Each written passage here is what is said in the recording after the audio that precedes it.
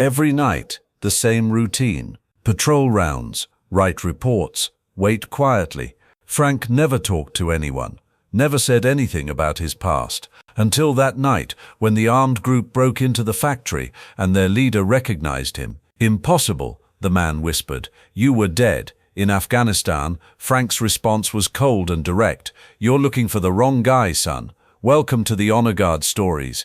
Before we begin this powerful story of buried legends and dangerous recognition, tell me in the comments which city you're watching from today. And if you believe stories like this deserve to be told, hit that subscribe button and help us honor those who guard us while we sleep. Midwest Industrial Solutions sat on 47 acres of concrete and steel just outside Cedar Falls, Iowa. The plant manufactured agricultural equipment, tractors, combines, irrigation systems, the backbone machinery that kept America fed. During the day, it hummed with the sound of 300 workers cutting, welding, and assembling. At night, it belonged to Frank Garrison. Frank had been the overnight security guard for 15 years, ever since he'd answered a classified ad that asked for someone reliable, discreet, and comfortable working alone. The pay wasn't much, but it came with benefits and the kind of quiet that some men needed more than money. At 67, Frank moved with the careful precision of someone whose body had been broken and rebuilt more than once. His left shoulder sat slightly higher than his right, the legacy of shrapnel that army surgeons had never quite been able to remove completely.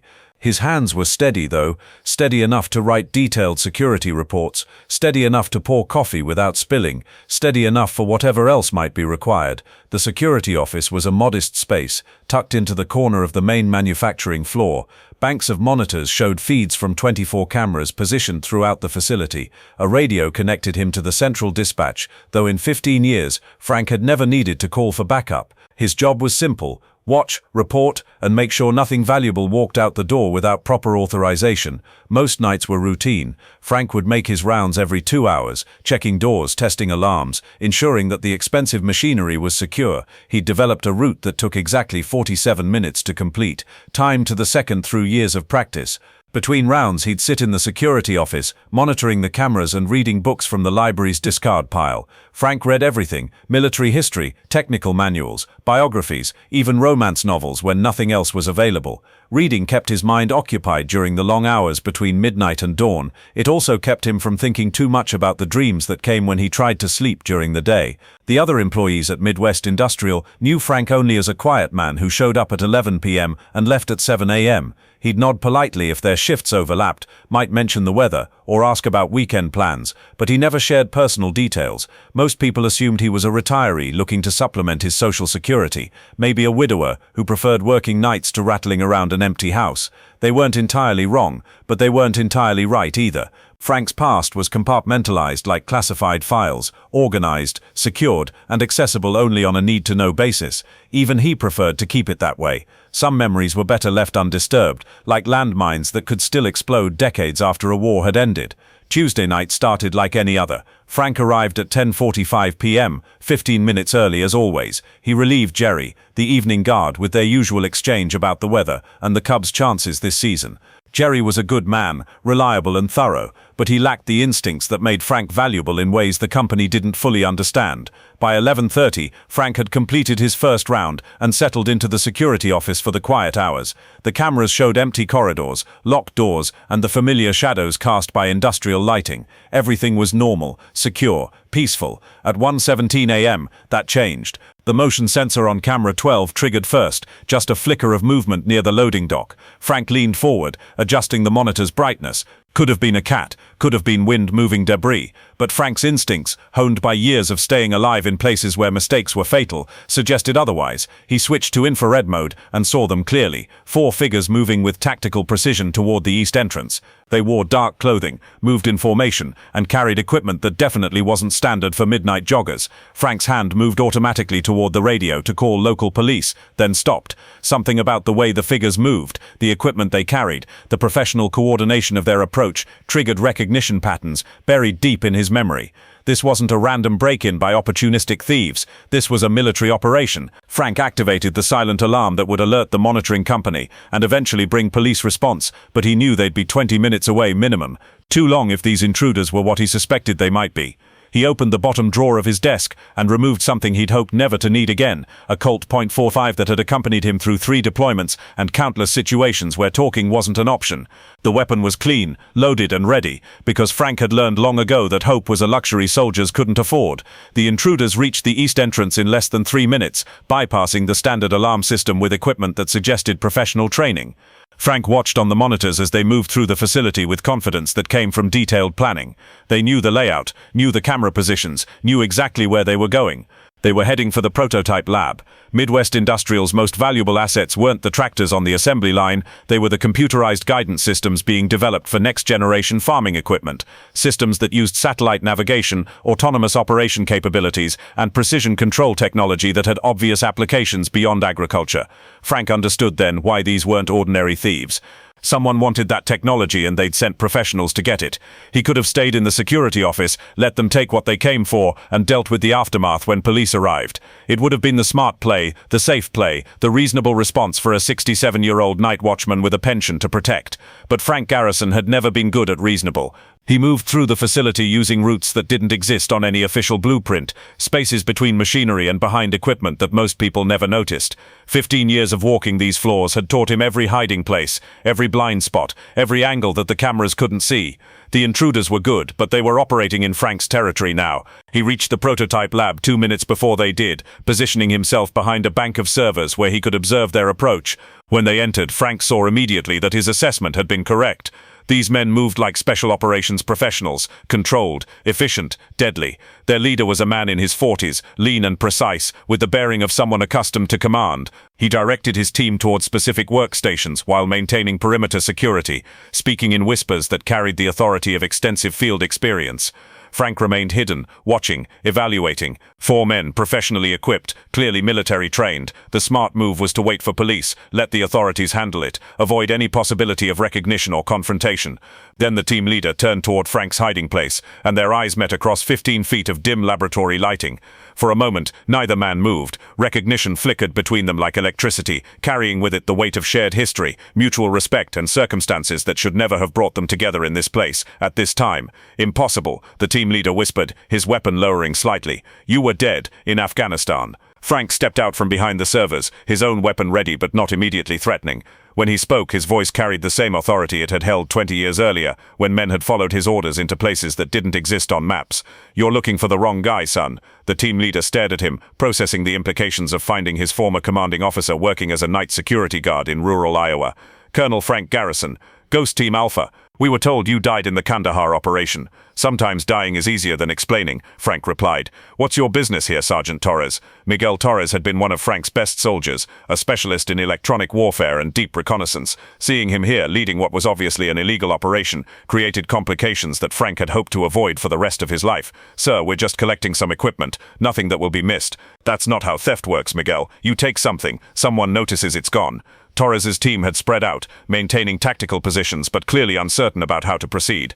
Their target was standing in front of them, but so was their former commander, a man they'd followed through missions that had saved American lives and prevented terrorist attacks. Colonel, this is bigger than it looks. That technology you're guarding, it's going to be sold to defense contractors, who'll weaponize it for overseas operations. We're just making sure it gets to people who'll use it to protect American interests. Frank studied the faces of Torres's team. They were good soldiers, professionals who believed they were serving their country. But belief and reality didn't always align, especially when politics and profit got involved. Miguel, you know better than this. Whatever story you've been told, whatever justification you've been given, breaking into civilian facilities isn't how we protect American interests. Sir, with respect, you've been out of the game for 20 years. Things have changed. The threats have evolved. Frank's expression hardened. The threats have evolved, but honor hasn't. Duty hasn't. The oath you took to protect and defend hasn't. The standoff continued for long seconds, old loyalties warring with current objectives. Frank could see the conflict in Torres's eyes, the struggle between following orders and following conscience. Then the sound of approaching sirens cut through the night air. Police response time in Cedar Falls is 18 minutes, Frank said quietly. That was the silent alarm I triggered 15 minutes ago. You've got about 3 minutes to disappear, or you're going to have a very uncomfortable conversation with federal authorities about industrial espionage. Torres made his decision. Team, we're leaving, now. As his men began moving toward the exit, Torres paused, "Colonel, this isn't over. There are people who need to know you're alive. There are people who need to believe I'm dead," Frank replied. "For everyone's sake, including yours." Torres nodded slowly, understanding the implications. "It was good to see you again, sir. Stay safe, Miguel, and next time someone tells you to steal American technology, ask yourself who really benefits." The team disappeared as efficiently as they'd arrived, leaving no trace except for the knowledge that Frank's carefully constructed anonymity had been compromised. Frank secured the prototype lab and returned to the security office, where he calmly waited for the police to arrive. His report would mention suspicious activity, a possible break-in attempt, and his decision to increase patrols that apparently discouraged the intruders. Nothing about former soldiers, classified operations, or ghosts that should have stayed buried. Detective Sarah Walsh arrived with the patrol units, a competent investigator who had worked with Frank on minor incidents over the years. She found no evidence of forced entry, no missing equipment, no indication that the facility had been compromised. "Frank, you sure you saw something?" she asked, reviewing his written report. "Motion sensors don't lie," Frank replied. "Could have been kids looking for trouble, could have been someone checking the place out for a future job. Either way, they're gone now." Detective Walsh accepted the explanation because Frank had never given her reason to doubt his judgment. In 15 years, he'd never filed a false report, never cried wolf, never wasted police time on imaginary threats. What she didn't know was that Frank's definition of handled appropriately encompassed responses that weren't covered in civilian security protocols. The rest of the night passed quietly. Frank completed his remaining rounds, filed his paperwork, and prepared for the shift change that would bring Jerry and another routine day to Midwest Industrial. But as dawn approached, Frank understood that his quiet life in Cedar Falls had become more complicated. Torres's team knew he was alive, which meant others would eventually know as well. The carefully constructed anonymity that had protected him for 20 years was starting to crack. During the day, as Frank tried to sleep in his small apartment, his dreams were filled with memories he'd worked hard to suppress. Afghanistan, classified operations, decisions that had saved lives and cost others. The weight of command in situations where there were no good choices, only necessary ones.